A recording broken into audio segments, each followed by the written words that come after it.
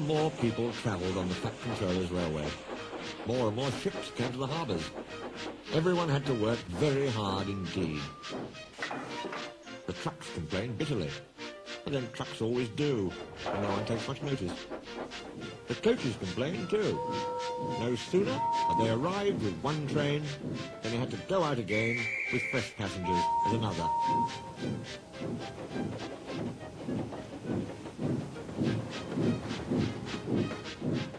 We don't know whether we're coming or going, they protested. We feel quite distracted. No one can say, grumbled Henry, that we're afraid of hard work, but we draw the line at goods trains, finished Gordon.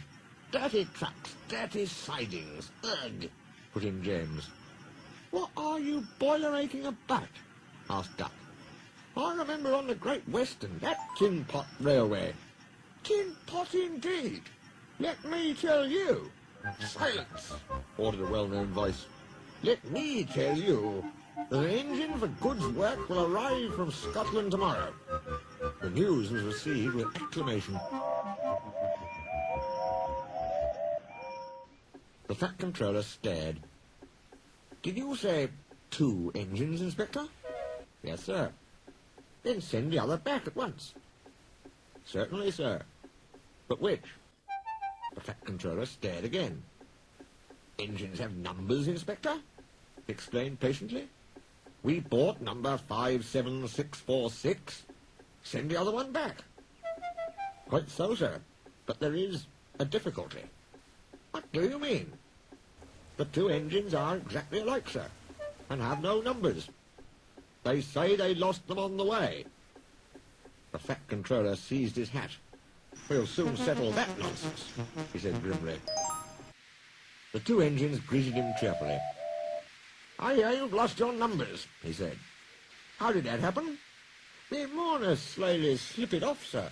You ken who it is. The engines spoke in chorus. I know. Accidentally, on purpose. The twins looked pained. Sir, you wouldn't be thinking we lost them on purpose. I'm not so sure, said the Fat Controller. Now then, which of you is 57646?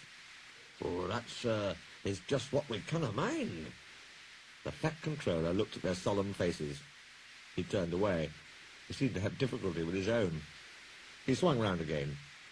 What are your names? Donald and Dougie, sir. Good, he said. Then your controller can tell me which of you is which. Oh, you'll get no muckle help for him, sir. Why? He didn't ken our names, sir. How could he? We only given ourselves names when we lost our numbers. One of you, said the Fat Controller, is playing truant. I shall find him out and send him home. Inspector, he ordered, give these engines numbers and set them to work. He walked sternly away. Soon workmen came to give the twins their numbers. Donald was 9 and Douglas 10. When the men went away, they were left alone in the shed. You may have noticed, Dougie, that yon painters forgot something. What did they forget? They painted braw new numbers on our tenders, but they put none on us. Do you mean, grinned Douglas, that we can... Just that, chuckled Donald. Who'd you wished? Here's the Inspector. No 9 and 10, smiled the Inspector. Here's Duck. He'll show you round before you start work. The twins enjoyed themselves, and were soon friends with Duck. They didn't mind what they did. They tackled goods trains and coaches easily.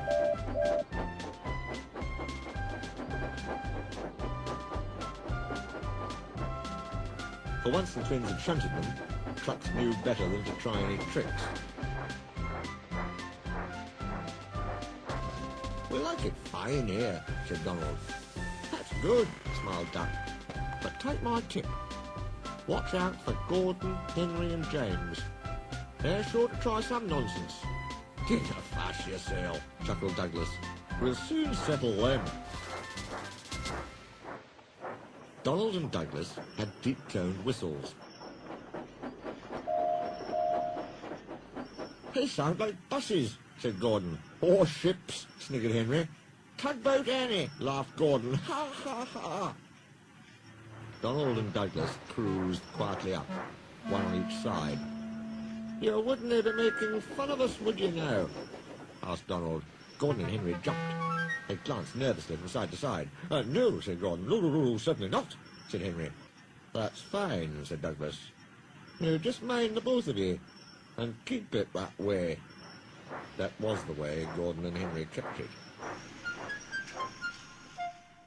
Every day, punctually at 3:30, Gordon steams in with the express. It is called the Wild Nor'Wester, and is full of people from England, Wales and Scotland. There is also a special coach for passengers travelling to places on Thomas's branch line. When the other coaches are taken away empty, engines have to remember to shunt the special coach to the bay platform. It doesn't wait there long. Thomas, with Annie and Clarabelle, comes hurrying from the junction to fetch it. Thomas is very proud of his special coach. One afternoon, Douglas helped Duck in the yard, while Donald waited to take a goods train to the other end of the line. As Duck was busy arranging Donald's trucks, Douglas offered to take away Gordon's coaches. Douglas was enjoying himself when an awful thought struck him. "I hope the Fat Controller doesn't find out I shouldn't be here. I couldn't abide going back." He worried so much over this that he forgot about Thomas's special coach. He pushed it with the others into the carriage siding.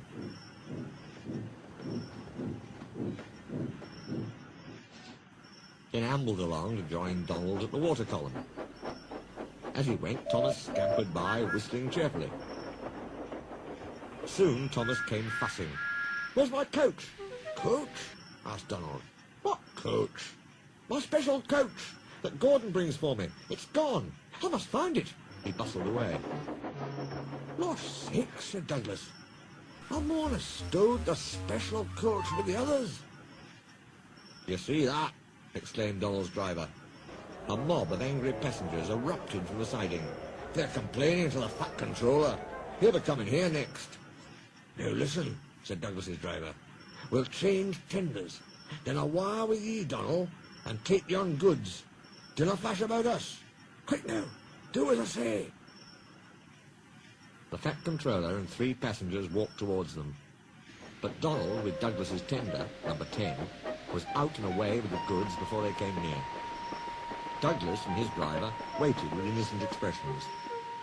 "Ah," said the Fat Controller, "number 9. And why have you not taken the goods?" "My tender is awire, sir." The driver showed him the tender, still uncoupled. "I see. Some defect, no doubt. Tell me, why did number 10 leave so quickly?" "Maybe, sir," put in Douglas, "he saw you coming and thought he was late." Said the Fat Controller. He turned to the passengers. "Here, gentlemen, are the facts. Number 10 has been shunting the yard. Your coach disappeared. We investigate. Number 10, disappears too. You can draw your conclusions. Please accept my apologies. The matter will be investigated. Good afternoon, gentlemen." The Fat Controller watched them till they climbed the station ramp. His shoulders twitched. He wiped his eyes. Douglas wondered if he was crying. He wasn't. He swung round suddenly. "Douglas," he rapped, "why are you masquerading with Donald's tender?"